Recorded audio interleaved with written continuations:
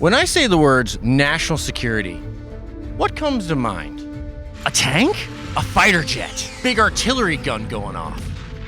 But those are only the most visible, loudest aspects of national security.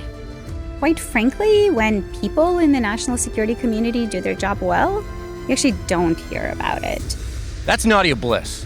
She's the executive director of the Advanced Capabilities for National Security Institute at Arizona State University. And she spent 25 years working at the intersection of research, technology, and defense. She's here to explain how universities play such a critical role in national defense research, how future planning and foresight can be just as effective as speed, and when this work is done right, how it can actually reduce the need for bombs and boots on the ground. Welcome to Lab Coat Optional from Arizona State University. I'm your host, Pete Zrioka, and this is the show where advanced research meets everyday curiosity. Today we're exploring the hidden side of national security. And I don't just mean stealth planes and special forces. Nope. Sometimes, one of the most effective strategies we have in national security is keeping anything dramatic from happening at all.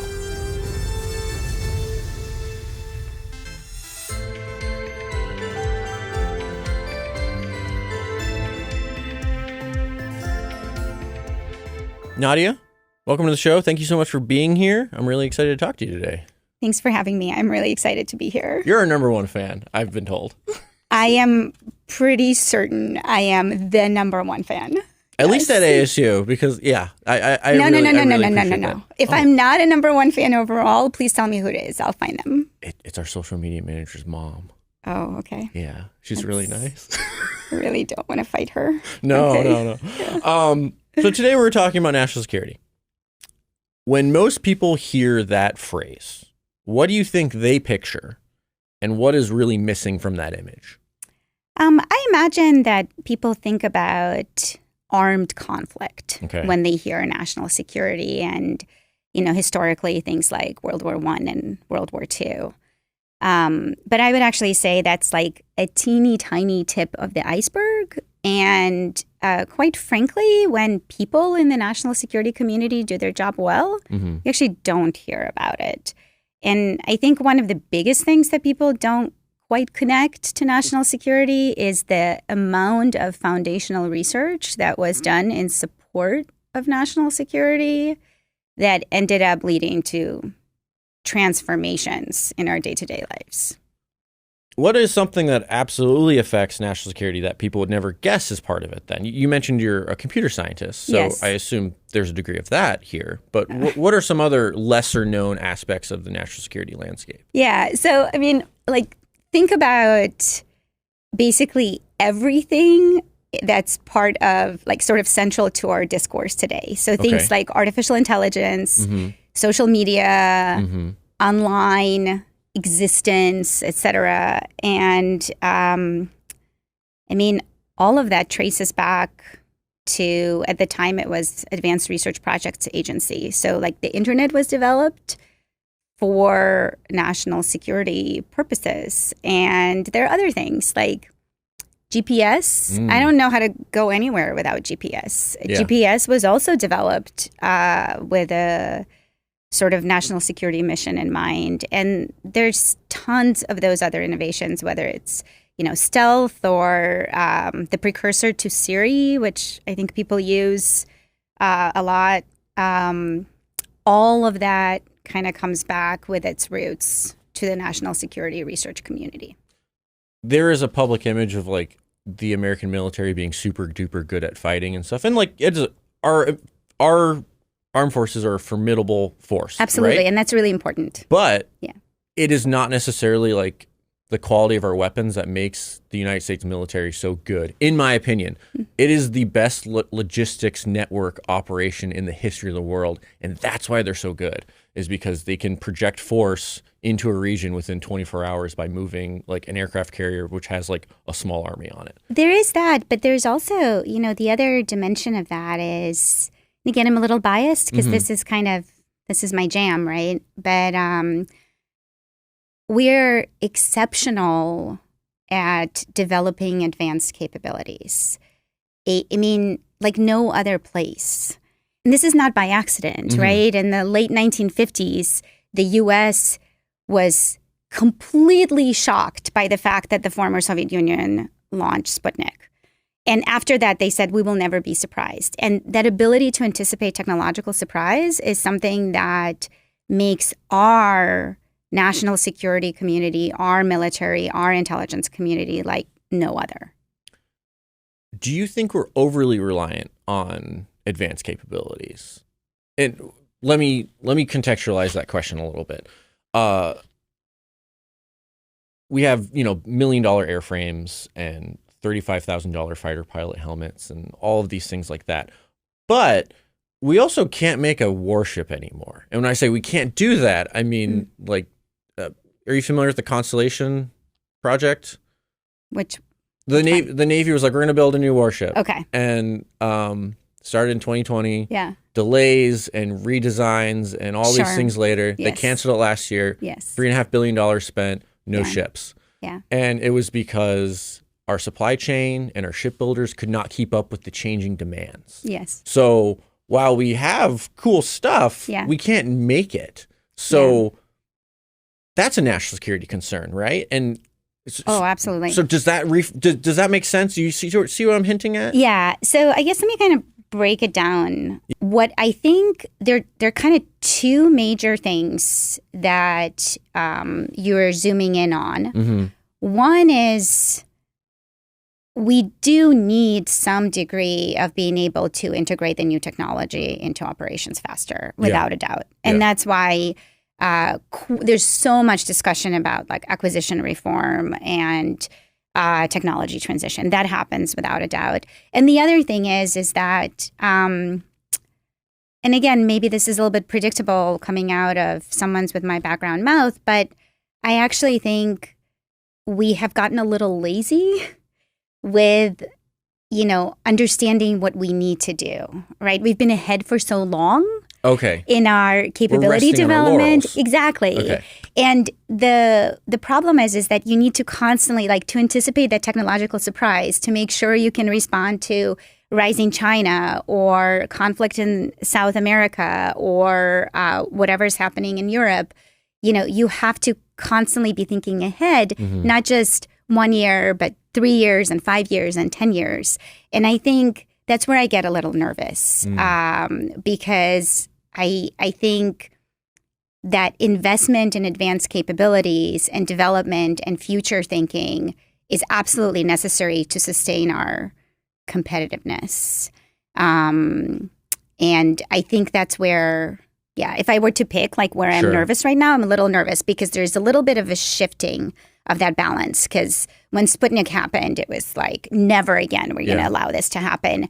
And now we've gotten a little bit into industry will develop everything and, we'll be okay. And that doesn't quite work out. The model needs updating, but it hasn't been. You need partnerships, right? We've lived in this age where so much innovation comes from development of new algorithms and new software that you need complementarity with the supply chain development and interdisciplinary development and material science development. And, as you mentioned, things like microelectronics and logistics, all of that, it kind of needs to all stay together.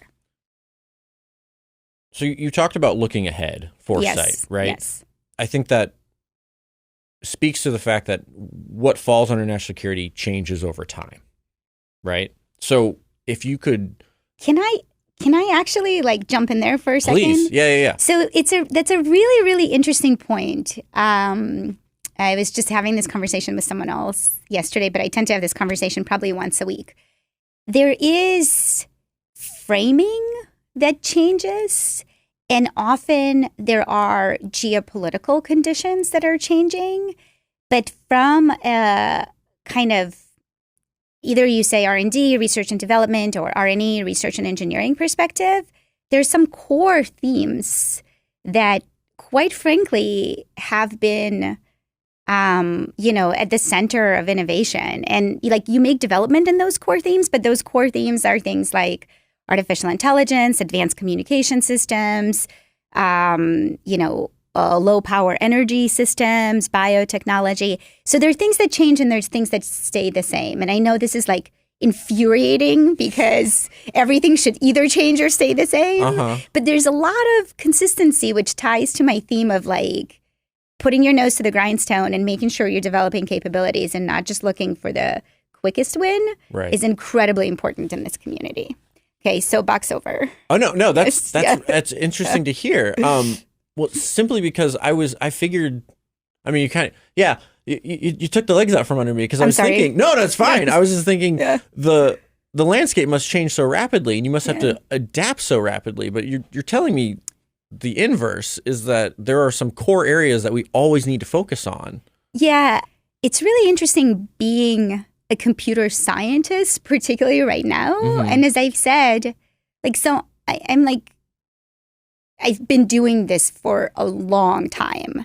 So fun fact, in 2001, I was a teaching assistant in Bart Selman's artificial intelligence class at Cornell University. Bart Selman is like one of the world leading computer scientists, does AI. I mean, that was like 25 years ago. And so AI, like the penetration into the general discourse is new, but a lot of these things you kind of, you track them, right? And they go through these phases. Like, for example, for a whole decade, AI was a bad word, and we called it cognitive computing. Like it was, it was the same thing. When was it a bad word? It was like in mid 2000s. Oh, okay, interesting. Yeah, people got really nervous because for two reasons, actually. One was that it was kind of under-delivering on the promises that were expected. Right. Because people were like, it's going to be the Jetsons in 2000, and it isn't. Super-duper wasn't. Right. Still isn't, right? Yeah. I guess depends which way you think about it. It can talk to me like Rosie the robot. But. Right, right. But if you want to do the dishes, you're still kind of on your own. And then the other thing that happened around that time, which is, again, a lot more serious, is there was a lot of pushback on programs that tried to do broad data analytics. This happened after 2000, September 11th, 2001, and there was this push in programs doing big analysis of data sets because there was a clear finding by Congress and other studies that there were siloed operations and different agencies were not talking, and people didn't like that, and there was a ton of pushback against a lot of those algorithms. But it is, the point that I'm making here is things go through phases, and there are certain, like the technical expertise and the technical trends, you can kind of see them. And I will say, one of the things about being a little older, it's really cool to go back and think, I worked on something, and now I see it. Yeah. I totally get it. And you think it's not going to go anywhere, but it totally does.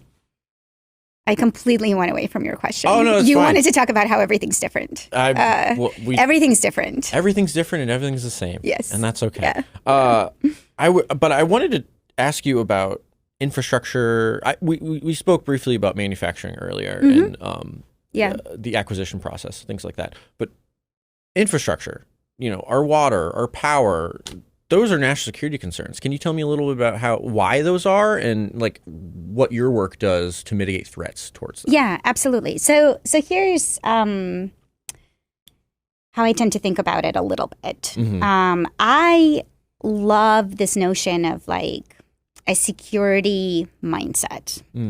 And a lot of the times when people operate outside of whether it's national security or homeland security kind of space, they often don't have that security mindset. And the security mindset is basically, maybe it's anxiety, I don't know, but it's basically thinking of all the things that can go wrong. Yeah. But if from an actionable, tangible perspective. So whether you're thinking about water supplies or energy systems or any really at this point networked interconnected infrastructure, which almost all of our infrastructure is somehow connected to something on the network, even if it's not, even if it's not relying on the internet, it could be relying on cell towers. And cell towers themselves are a type of infrastructure. So thinking through failure modes in those systems is something that very much is a national security concern.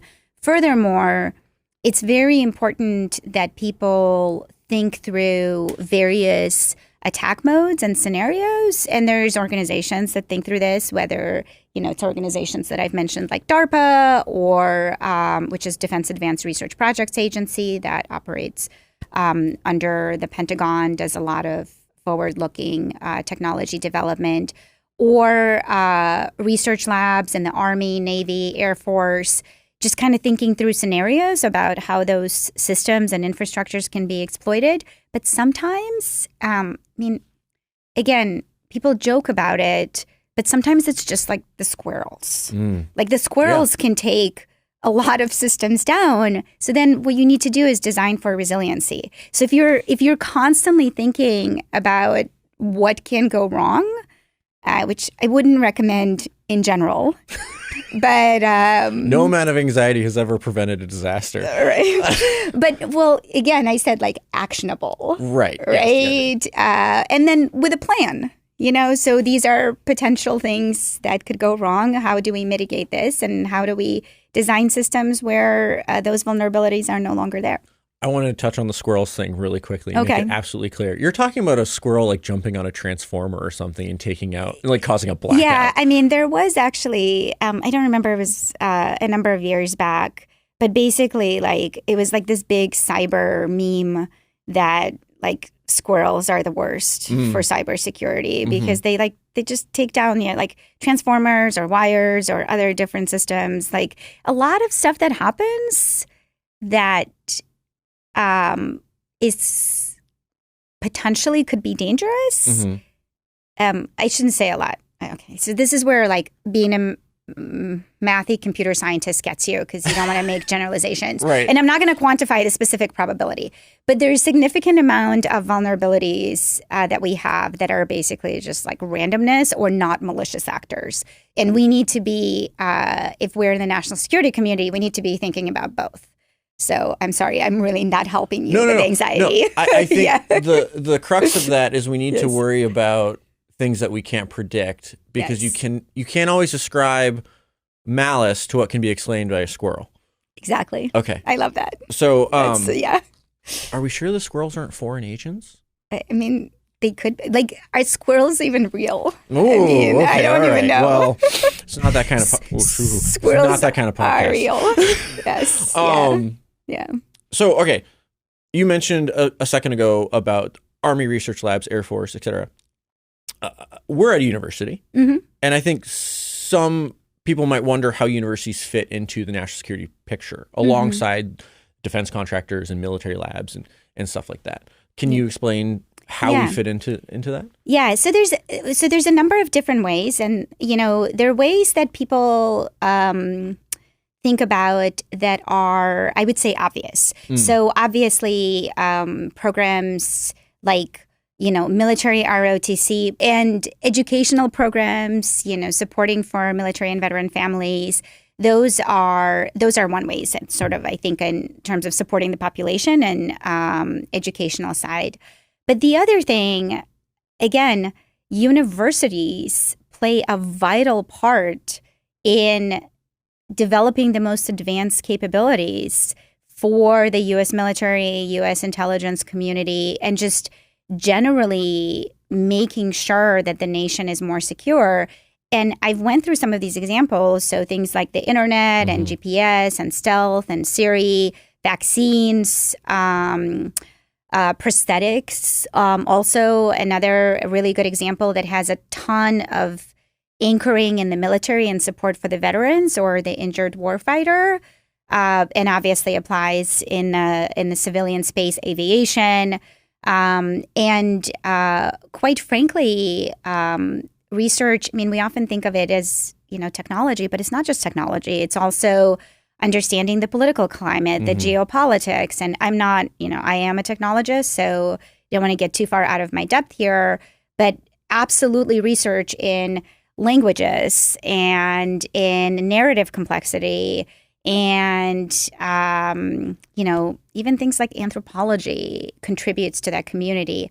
But if you just generally think about the Pentagon and the undersecretaries in the Pentagon, there's an entire undersecretary's office which is dedicated to research and engineering. And that office essentially oversees all of the federally funded research and development centers, so places like where I used to work, MIT Lincoln Laboratory, oversees all of the UARCs, University-Affiliated Research Centers, so places like Applied Physics Laboratory at Johns Hopkins and Georgia Tech Research Institute at Georgia Tech. Look, I know those acronyms. Yay. And then they oversee places like DARPA, which just fund a ton of research that is collaborative research between universities and industry. It gets together. It's the partnerships that really go the long way. And then all of the Army, Navy, Air Force labs. So people often don't think about it, but U.S. Department of War funds, I think it's like almost as much basic research as NSF. Wow. Yeah. And the thing is, it's like sometimes it's part of it is there's some universities that are kind of established in that area. So places like Stanford, MIT, and again, you think about the internet going all the way back and, Penn State, which also has a university-affiliated research center. But a lot of the times, it's just bridging that because so many other universities have advanced capabilities and those advanced capabilities should be brought to bear to, protect the U.S. And that basic research they're funding, like that obviously doesn't have an immediate effect a lot of the time. No, it pays off down the line. Yeah, and it's not just one office. It's across multiple different organizations. And there's basic research, there's applied research, advanced technology demonstrations, and faculty and students and research scientists contribute in that entire spectrum. But absolutely, right? I mean, as we sort of talked about in the very beginning, a huge strength of our military comes from the fact that we don't sit around and wait, and we anticipate that surprise. And I think that is vital to maintain both our security and our civilian economic competitiveness, because I think there is a very tight coupling between those things. Is there a role that universities play that you think government or industry couldn't do as easily? Yes, absolutely. Say more about that. Yes. So I know this is going to sound kind of funny, but university research from the government perspective is incredibly cost effective. What the most brilliant PhD student can do so much versus you're taking a full-time employee at a big defense contractor or a Silicon Valley firm, right? So from a money perspective, they do different things. Yeah. Because the PhD student is not going to get the product to the point where it's ready to go into the operational environment. And the Lockheed person is, but they're doing different things and they should be doing all those little research things and allowing it to fail to be able to have that next amazing breakthrough, whether it's stealth or GPS or, I don't know, invisibility cloak. I mean, that's not If you work on that, let me know. Okay, I will. Cool. This is a question I was curious about. Okay. Have you ever encountered pushback to the university role in national security in general? And if so, what would be your response to that? So as I mentioned, I started my career at MIT Lincoln Laboratory, which is a federally funded research and development center. So it's like a national lab of the Department of Defense, and it's a cleared facility. So you have to get a security clearance to work there. It works only for the government sort of customers. And I'm a Cornell alumna. So as part of my job, I would go back to Cornell to recruit other people to come work at Lincoln Laboratory. And I do remember going to one of those recruitment sessions, and this is very rare and a completely reasonable question to be asked. But I have been asked, like, how do you sleep at night working for Department of Defense? I wasn't going to put it like that. Yeah, no, I mean, people do ask that. And I'm like, I actually sleep really well because of that. I mean, other things, whether it's the cat or, teenage drama keep me up. But from this perspective, I actually think, coming back to the beginning of our conversation, if people like me do my job, it minimizes the need to engage in armed conflict or, kinetic engagement, which is basically when you have to go into armed conflict or needing to have troops on the ground. Furthermore, it's incredibly important that people of all kinds of expertise and backgrounds participate in this community because that just makes us more secure. So that's one type of thing. It does happen, but I will say I have never felt like it pushed me too far or I couldn't address the question or you couldn't reason with a person because a lot of the times there are misconceptions. People think it's only about weapon systems or, it's only about tank. I mean, there's nothing wrong with tanks or destroyers. Like, you should have them. It's good to have. Yeah, they're part of the apparatus. Exactly. I'm not naive. The other dimension, I think, that's, I would say, probably a more recent development is there is a significant shift, and I would say this shift probably has happened in the last probably 10 years. But it's really accelerated right now, where there is this perception that innovation happens in industry and not universities. And especially for national security, that really we should be shifting to industry innovation versus university innovation. And I think that's an incredibly dangerous path, precisely for the reasons that I just talked about a little bit earlier, because industry is just not going to tackle the problems and does not have the know-how or the freedom to tackle like the edge cases. And the edge cases is what matters 5 to 10 years out, and like those novel things. So I think we're working towards that. And I think there's some examples where we've corrected. I actually think investment in semiconductors and microelectronics is an example of an attempt of us to correct, because for many, many years, we just deferred that capability. But there are others coming down the pipe that I think we should think about. And I think it's fair to say that industry is not necessarily going to look at those edge cases because they're risk adverse. As you noted, they're profit driven. They're profit driven. And there's also just, organizations, you can avoid these things as an individual, but organizations and collective groups function in context of incentives. So if your incentive is either profit margin or a civil application, like a lot of the times, the type of technology you end up developing in a national security context is not what's going to sell massively, like at scale in the market. But what often happens is if you go there, you end up solving some problem. Like when people were developing the ARPANET, the precursor to the internet, none of them thought there was going to be a Facebook or an Instagram or whatever else, right? But it ends up pushing the technology in a direction that then allows the market to capitalize on the returns. We spent a lot of time talking about technology, but at the Advanced Capabilities for National Security Institute, it's not the only thing you guys focus on. So I would love if you gave me kind of a snapshot of some of your focal areas and also the type of people who are working on them. It's not just engineers working for you. Absolutely.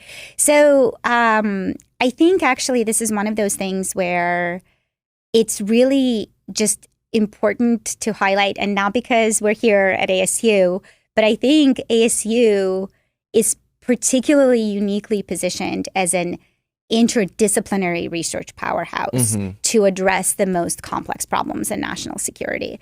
And we absolutely have the technologists. So we have advanced capabilities and kind of the computer science aspects of cybersecurity and advanced communication and space, sort of aerospace engineering. But we also have folks that think about psychology and team dynamics and political science and narrative complexity and sort of emerging trends in economic security.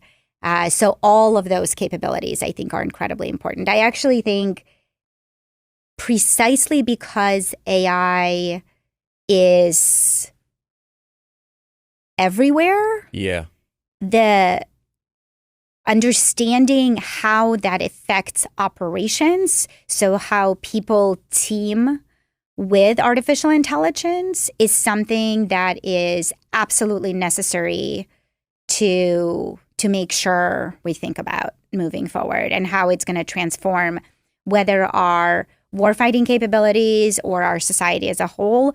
And both of those are national security questions. I was curious about your thoughts concerning like the need for openness and kind of transparency in what we do in academia with the demands of national security. We were just talking about confidential information and stuff. Yeah. You guys work in an area where like there needs to be a degree of operational security and secrecy. So how do we balance that with like taxpayer money and of course. So I guess I'll make a couple points here. So first of all, I as someone who has, held a clearance, I feel very strongly that you have to observe all of the rules that come with that. And quite frankly, I have never in my career seen a scenario where I think leaking classified information is justified. But that's a very specific, like, information is classified and you do not take it out. And it has very specific rules. You need particular clearances to access it. There's often, always nationality requirements, citizenship requirements, etc. And then, there's sort of separate set of guardrails that universities observe, whether it's export control type of things. And there are other folks in the university that could give you more details on those specific things. Then when it comes to basic research, I think we're stronger if we're developing those advanced capabilities in the open. What I think is very important, is that you have knowledgeable people in structures kind of in between that have one foot in the space that is not fully open and one foot in the space that is open. They can bridge that and have a reasonable understanding. And again, unfortunately, these are not black and white things. There's a significant amount of gray there. But have reasonable understanding and processes that allow you to carry that information.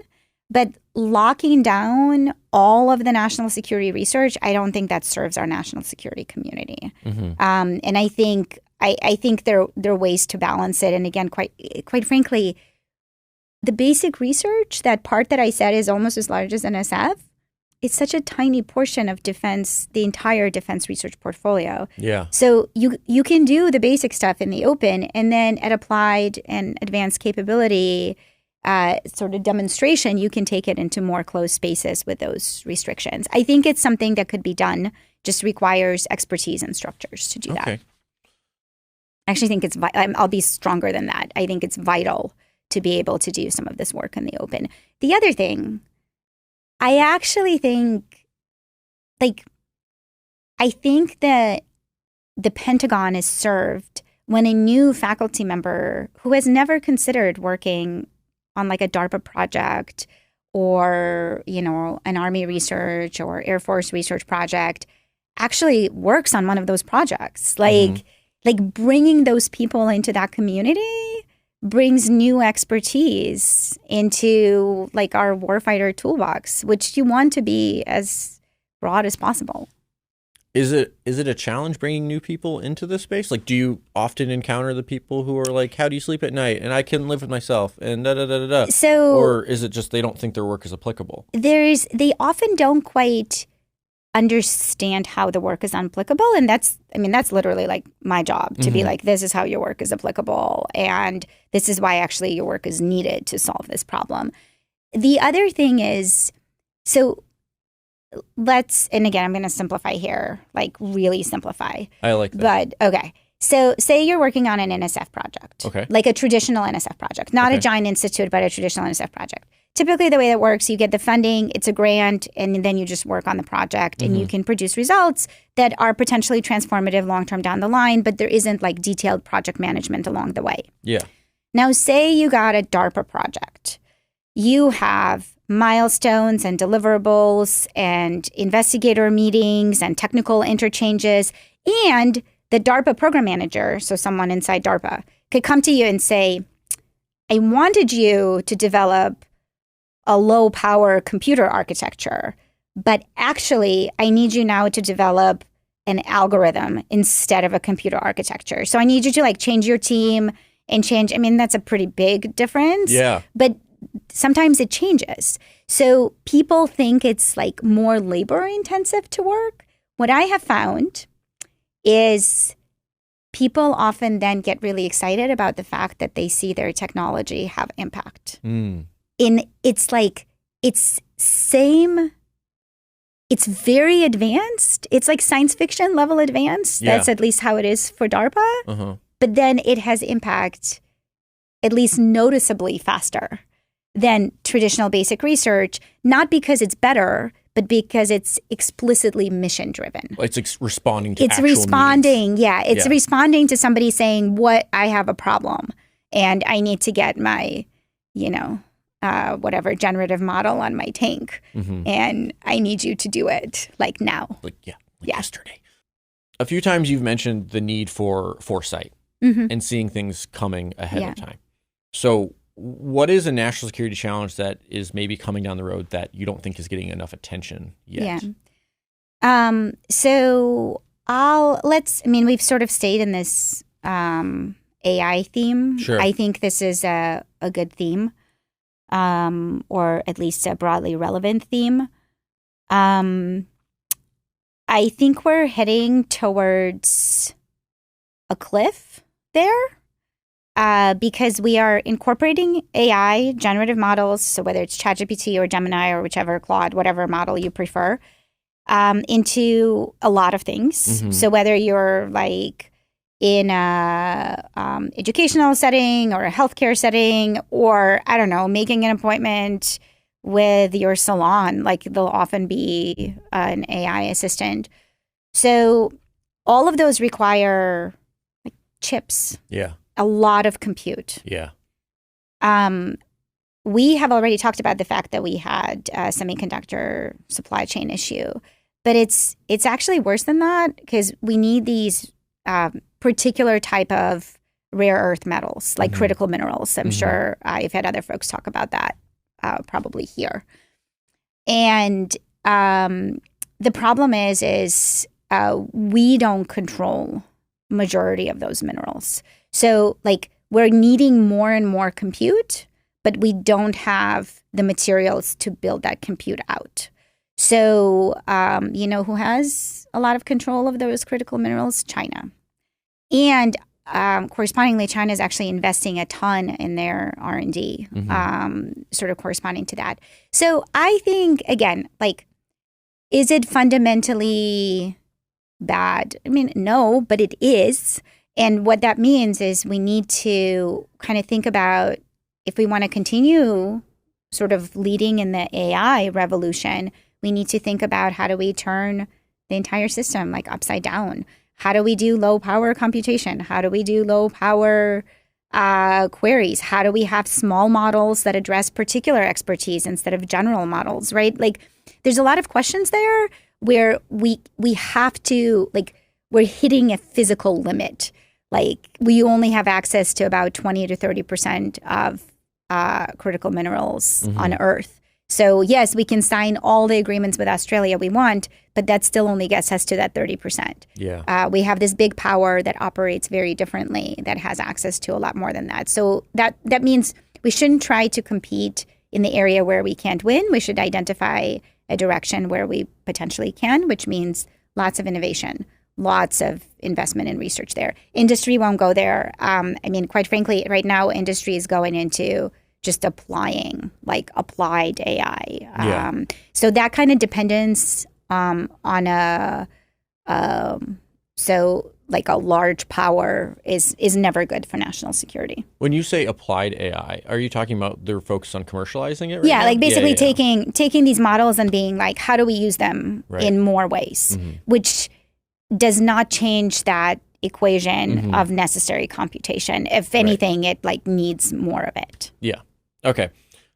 Well, I learned a few things today. For anyone who wants to learn even more about some of the topics we discussed today, do you have any recommendations for further reading or watching or what have you? Okay, so I will highlight one podcast that's not this one. Is that okay? Yeah, sure. Yeah. Okay, is that allowed? I don't think they're going to eat into our our listenership too much. I'm a big fan of NPR. I love public radio generally. Expertise, incentive models of NPR make sense. Yep. They have a reasonably new podcast. I think it's been around for less than a year. Called Sources and Methods. Sources and Methods. Yeah, okay. It kind of talks a lot about like the intelligence community and national security, and it doesn't get technical. It's more at the policy level, but I enjoy it. And here I'm going to hit this probably. Whoa, I'm going to listen to that show because that sounds awesome. Okay, and then this is the book that I'm reading right now that I'm obsessed with. And okay, so you don't know me very well. I'm not a huge reader for fun. Okay. Because I read so much for work. Yeah. Like I'm constantly reading the National Defense Strategy or the past Quadrennial Defense Review or whatever came out of some semiconductor road map, right? Like I'm reading constantly for work. So for fun, I'm watching like The Bachelor, right? But that's not a national security recommendation. But this is really, really good. It's like a spy thriller. And David Ignatius is, I believe, a national security reporter for Washington Post. Okay. So he's very knowledgeable. And this actually talks about space security, and chips. And the other thing that I love about this book is it shows in an exciting way, or at least I found it an exciting way, how this long-term technology development combined with like spycraft creates an interesting situation. And the book is Phantom Orbit? Yes. Phantom Orbit. Phantom Orbit. I'm sorry, I didn't say it. This is a podcast. I didn't say it. David Ignatius is the author. I actually heard about it on Sources and Methods. Okay, well, and then full circle. I was like, yes, so recommend. And it hits on a lot of themes we've been talking about Yes, today. it talks about like technology. It talks about long-term, that a lot of the times it's a long game, and I'm enjoying the crap out of it. Okay, yes. So cool. I will drop both of those recommendations in the show notes for everybody. Nadya, thank you so much for coming on the show. I had a super fun time talking to you today. Thank you so much for having me. I am a huge fan. That is a good recommendation to have. Thank you. Thank you for tuning in. If you enjoyed the show, please leave us a 5-star review in the podcast app of your choice. If you found us on YouTube, we'd really appreciate a like and a subscribe. Lab Coat Optional is a joint production of all the talented people at the Strategic Marketing and Communications team at Knowledge Enterprise at Arizona State University. Knowledge Enterprise is led by Executive Vice President Sally C. Morton. Until next time, stay curious.